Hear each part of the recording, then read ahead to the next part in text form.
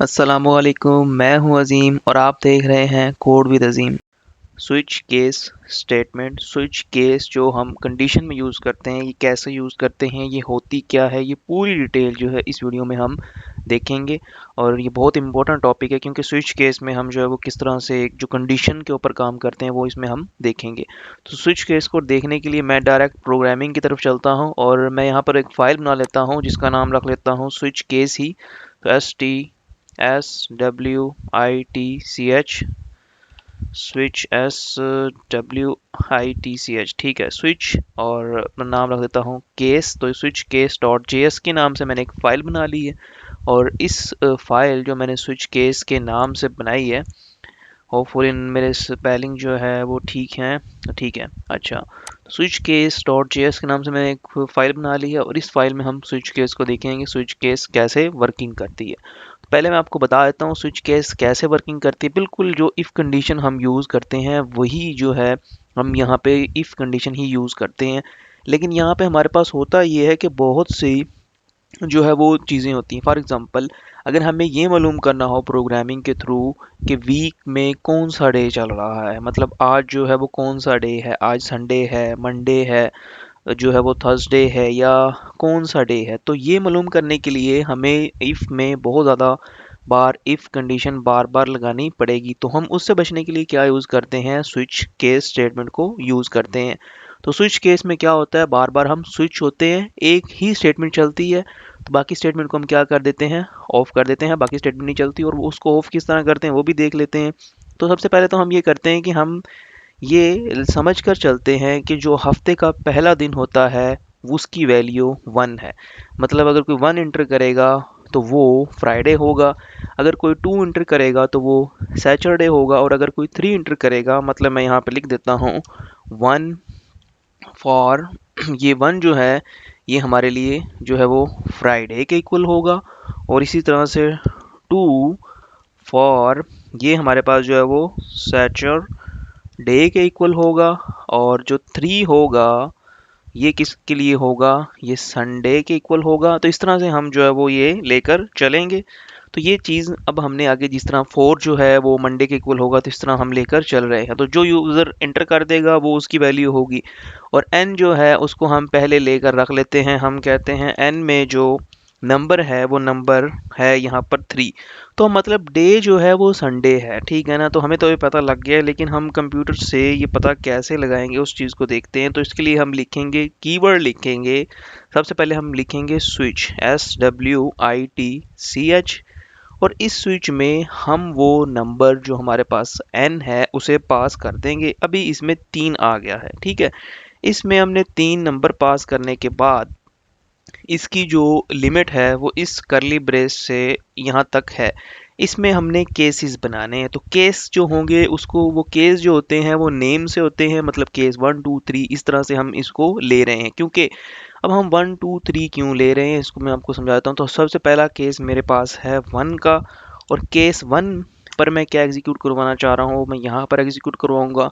तो 1 का मतलब ये है कि यहाँ पर n में जो वैल्यू आएगी वो यहाँ पर आएगा। अगर ये वैल्यू जो हम n है ये तो एक नंबर है, लेकिन अगर ये डायरेक्टली ही हम इस तरह से ही कह दें कि हम नंबर की बजाय एक और चीज़ कर लेते हैं कि हम डायरेक्टली डे ही ले लेते हैं।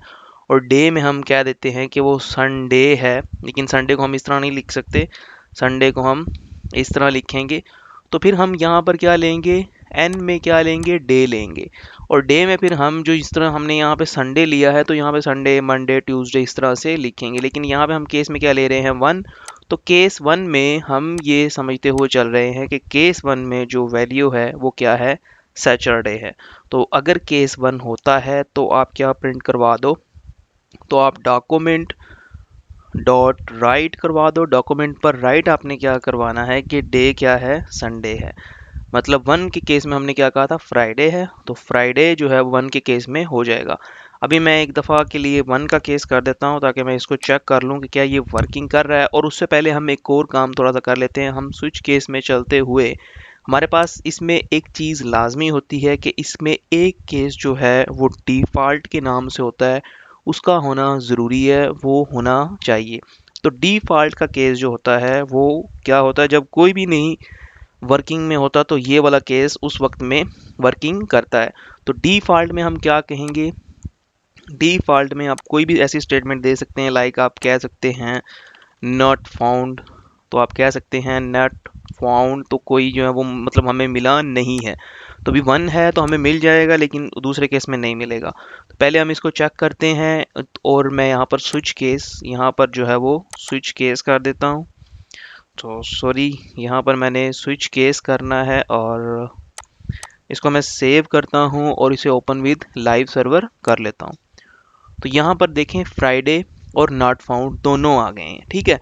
अब ये एक छोटा सा प्रॉब्लम है, इस प्रॉब्लम को आपने इतना, ये कुछ बड़ा नहीं है, छोटा सा प्रॉब्लम वो ये है कि हमने जब स्विच केस लगाए हैं तो स्विच केस में पहली स्टेटमेंट के मुताबिक वन है, तो ये वाला तो हो ही गया होगा, और डिफ़ॉल्ट भी रन हो गया। डिफ़ॉल्ट ना रन हो इसके लिए हम क्या करते हैं, हर एक के बाद आपने ब्रेक का टैग लगाना है, ब्रेक लफ्ज़ लिखना है, ठीक है। तो ब्रेक का कीवर्ड क्या करता है, इस जो हमारे पास ये पूरी की पूरी करली ब्रेस है, ये एक ब्लॉक का स्कोप है, ये इसे इस ब्लॉक से निकाल देगा। तो जब निकाल देगा तो ये डिफ़ॉल्ट पे आएगा ही नहीं, तो नॉट फाउंड का मैसेज फिर नहीं आएगा। इसको मैं सेव करता हूँ और उसके बाद जाके आपको दिखाता हूँ। तो यहाँ पर जो है वो मेरे पास जो वर्किंग हो रही है वो कहाँ पे हो रही है, यहाँ पे हो रही है। तो ये देखें फ्राइडे है, और मैं इसको यहाँ से बंद कर देता हूँ। अच्छा, ये फ्राइडे जो है अब नज़र आ रहा है सिर्फ और सिर्फ, और कुछ नज़र नहीं आ रहा। लेकिन अगर हम एक और काम ये करते हैं, यहाँ पर मैंने अब ये फ्राइडे लिखा हुआ है। अगर फॉर एग्जांपल ये डे फ्राइडे नहीं, संडे था, छुट्टी का दिन था, बच्चों की छुट्टी हम नहीं ख़राब करते, तो उस केस में क्या होगा, जब संडे था उस केस में नॉट फाउंड आ गया है, ठीक है। तो ये हमने दो केस के लिए बना लिया। अब ये इफ़ कंडीशन में हम सिंपली चेक कर सकते थे कि अगर इफ़ वैल्यू 3 है तो वो आपके पास संडे होगा या नहीं होगा। लेकिन अब इसमें क्या है, बहुत से केसेस आएंगे, तो हर एक केस बिल्कुल इस तरह से ही लिखा जाएगा। आपने इसको कॉपी कर लेना है, ठीक है, और इसको एक बार पेस्ट, जितनी बार आप लिख, जितने डे होते हैं, तो 2 3 4 5 6 7, तो 7 डे हैं, 7 केस बनेंगे। इसमें एक इम्पोर्टेंट चीज़ ये है कि केस के नेम जो है, कि केस की जो वैल्यू है सेम नहीं हो सकती, इसमें हर एक में डिफरेंट आएगी। इसमें 2 आएगी, ये केस जो है वो 3 होगा, और ये वाला जो केस होगा ये 4 होगा, और ये वाला केस 5 होगा, ये वाला केस 6 होगा। अभी 6 केसेस बन गए हैं, 7 क्यों नहीं बने हैं वो भी देख लेते हैं। तो 1 जो है वो 2 बार रिपीट हो रहा है। तो केस में एक गलती ये मैंने कर दी है कि 1 यहाँ पे, मतलब मैंने यहाँ पे क्या लिखना था, केस जो है वो यहाँ पे कॉपी हो गया है। तो केस बिल्कुल सही कॉपी हुआ है, और नहीं, ये ना हमने एक गलती कर दी है, इसको हम चेंज करते हैं। तो गलती जो हमने की है उसको सही करते हैं, और ब्रेक टैग मैंने यूज़ किया हुआ है।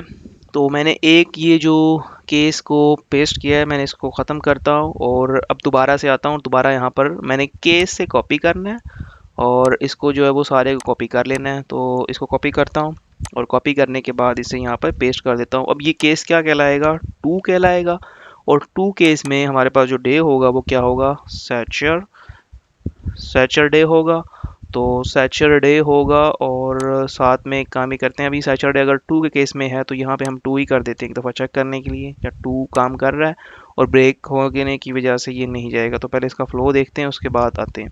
बिल्कुल सैचरडे है, तो जो मतलब 2 पे हमने ये कहा हुआ है कि 2 पे क्या होगा, सैचरडे प्रिंट हो जाए, तो वो सैचरडे इसलिए प्रिंट हो रहा है, और ब्रेक होने की वजह से ये इस लूप से बाहर निकल गया है।